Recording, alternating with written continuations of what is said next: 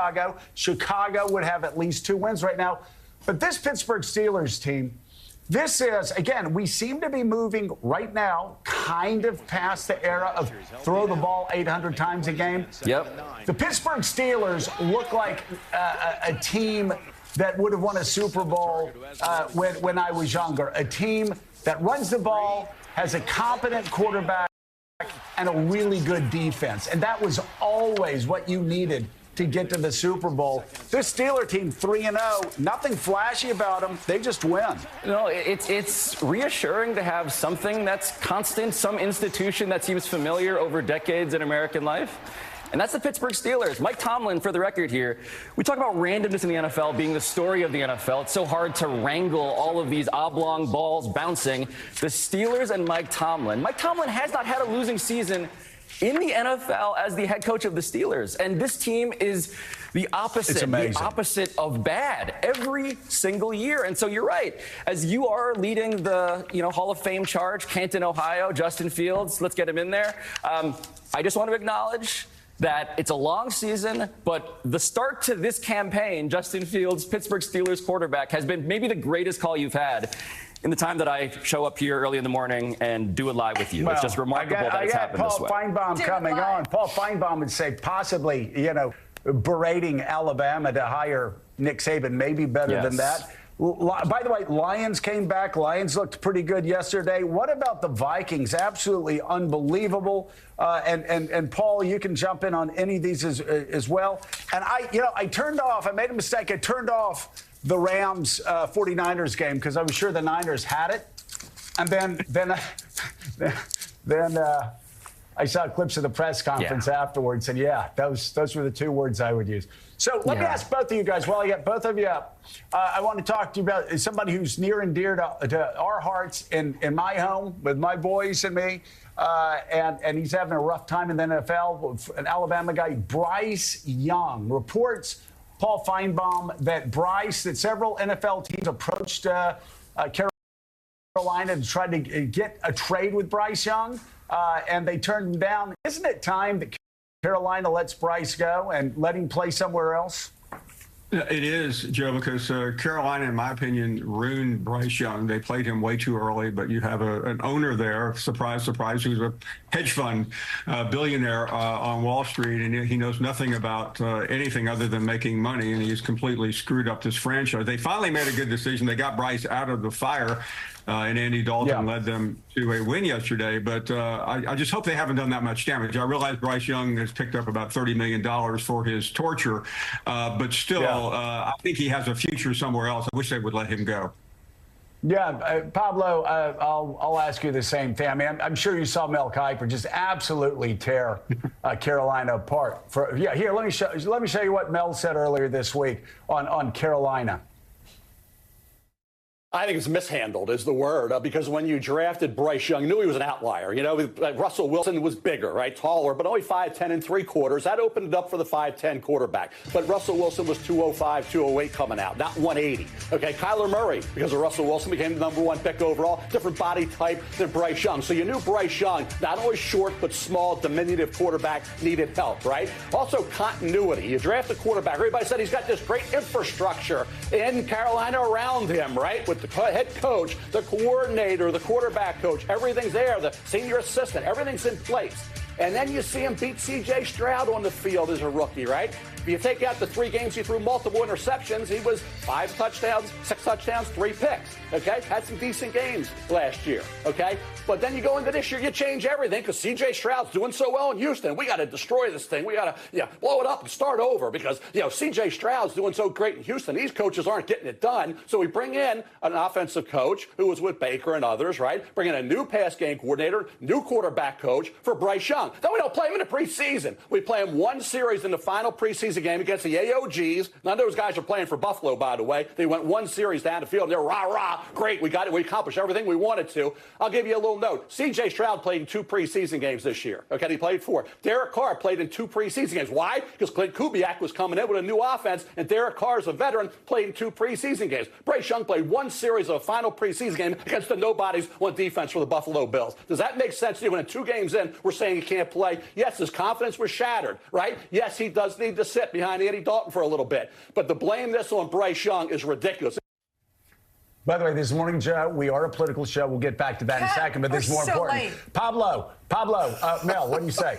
I love that Mika is being subjected to Mel Kiper Jr. On the start of the General Assembly.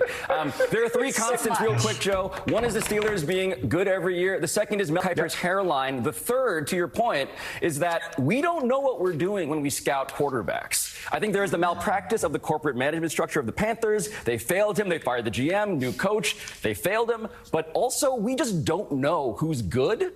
And that is a truism throughout NFL history. We think a guy's going to be a star, and then you invest all of the money in him, and he fails, and you blame him. And sometimes you got to look in the mirror and realize maybe it's you. So that's Paul Feinbaum. What's the common denominator? Exactly. Paul Feinbaum, let's talk about the reality show that is Colorado. Yeah, every time you want to write them off, Joe, and I've been that person a couple of times, they do something simply unbelievable. The chance of them winning that game was under 1%. It was actually about 0.5%. But Shedeur Sanders, the son of Coach Prime, figured out a way, and I know we'll show it in a second as we're going through some of the highlights. But Baylor is a very pedestrian team. Dave Aranda, remember the former DC at LSU for that national championship, and he's got a lot to answer for at the end of this game when we get to it, because Coach Prime, like him or not, continues to literally suffocate the air out of college football because he figures out some way, somehow, as we're about to get to. We're about to get to that play in a minute. Yeah, I mean, it's been quite a fascinating run, but as you say, Golden Bachelor move over. Well, yeah, there's a lot more drama here than the Golden Bachelor, and a lot less Geritol. Yeah, exactly. Hey, Paul, not a lot of other great games this weekend in college football. I was disappointed because I'm always kind of cheering for Nebraska and Oklahoma to rise up again. They just are not doing it. USC and Michigan, I guess, was the one legit good game this weekend. What's your takeaway there? Yeah, that felt great. I mean, this was really USC's entrance to the Big Ten, and Michigan, Joe, as you know, was eviscerated by Texas a couple weeks ago. I mean, they were destroyed on their home field. But Southern Cal, I think, is definitely coming back, other than a pick six here. But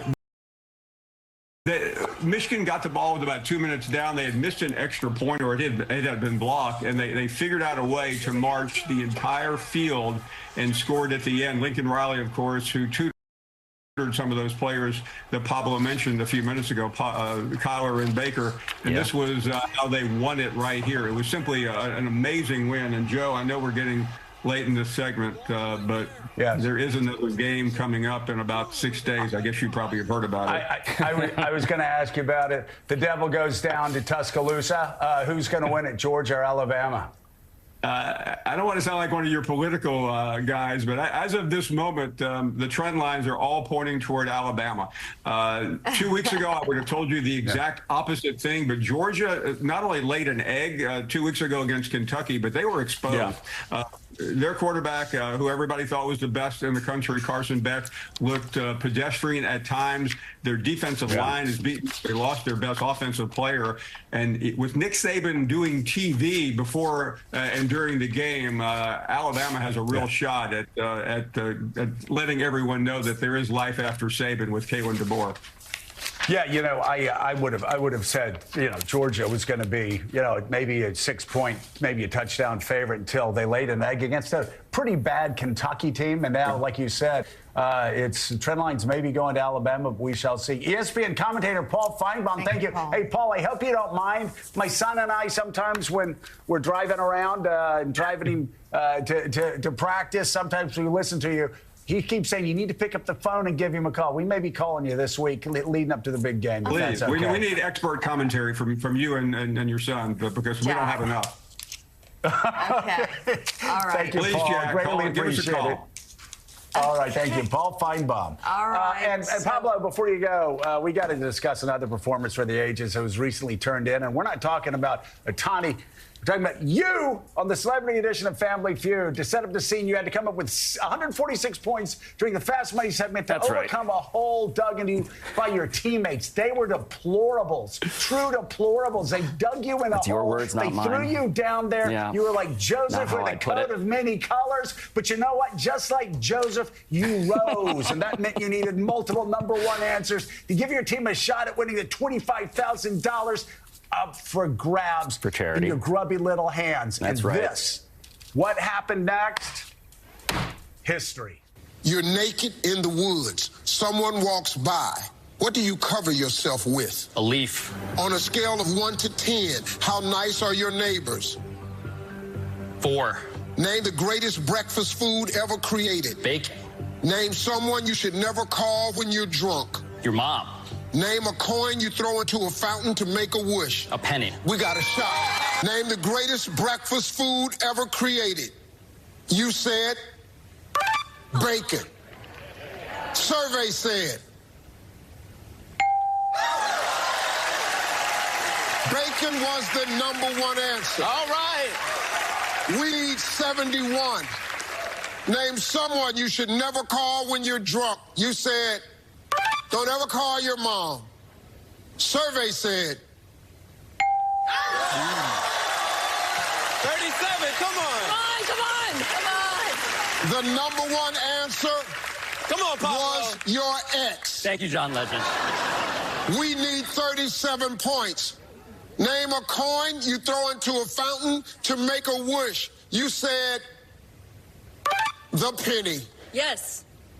Survey said. Oh, my God. Why?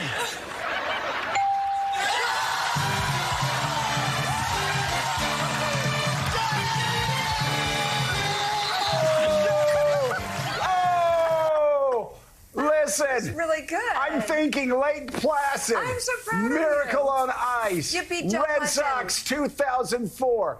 Ollie. Thriller in Manila, baby. That was good. What a job. I just Pablo. want to How does it make apologize you to feel? my neighbors if they saw that. I said 4 because that's my sense of, our polity today. You guys are a 10, That's horrible. obviously. Yeah, of course. Right. That was Thank you. a haunting misstep by me. But other than that, That's I felt gonna like be- Tom Brady, actually, guys. So thank you for letting me relive that. goat. That's the closest I will He's ever the feel goat.